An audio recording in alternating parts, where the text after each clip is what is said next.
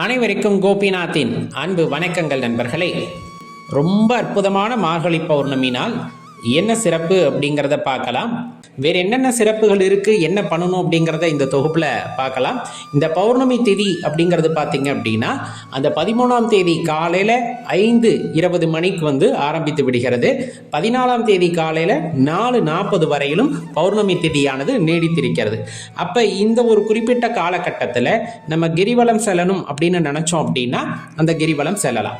பௌர்ணமி விரதம் இருப்பவர்கள் இப்போ நம்ம சொன்ன அந்த நேரத்துக்குள்ளே விரதம் இருந்து மாலை நேரத்தில் நம்ம வழிபாடு முடிச்சுக்கிட்டு நீங்கள் விரதத்தை நிறைவு செய்து கொள்ளலாம். குறிப்பாக இன்றைய தினத்தில் அம்பிகை வழிபாடு செய்வதும் மிகவும் சிறந்தது அப்படின்னு சொன்னோம்னா அது மாற்று கருத்தே இல்லை. உமா மகேஸ்வர வழிபாடு அப்படிங்கிறத செய்வதற்கும் மிகவும் உகந்த நாள் அப்படிங்கிறது இந்த நாளை நம்ம சொல்லலாம். அதே போல சித்தர் வழிபாட்டுக்கு ஏற்ற நாளும் இந்த நாள் தான். இதில் நம்ம ஏற்கனவே சொன்ன மாதிரி சோடசக்கலை நேரம் அப்படிங்கிறது இதில் வரும். அதே மார்கழி பௌர்ணமியில் வரது இல்லையா, ரொம்ப சிறப்பு, தவற விட்டுறாதீங்க.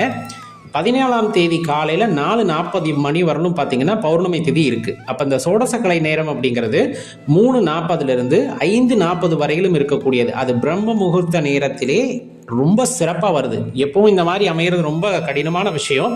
இந்த அந்த 14ஆம் தேதி காலையில் அந்த பிரம்ம முகூர்த்தத்தில் அந்த சோடசக்கலை நேரம் அப்படிங்கிறது வரும்.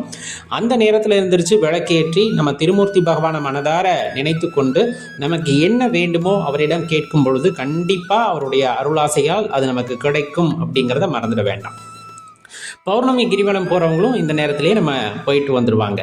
இப்போ இதில் நம்ம என்ன செஞ்சால் சிறப்பு இந்த நாளில்? ஏன்னா நம்ம ஏற்கனவே சொல்லிட்டோம், திங்கட்கிழமை பௌர்ணமி திதி, அதே போல் திருவாதிரை நட்சத்திரமும் வருது, ஆருத்ரா தரிசனம் இது எல்லாமே சேர்ந்து வர்றது தான் அப்படிங்கிறத நம்ம தெரிஞ்சுக்கிருப்போம்.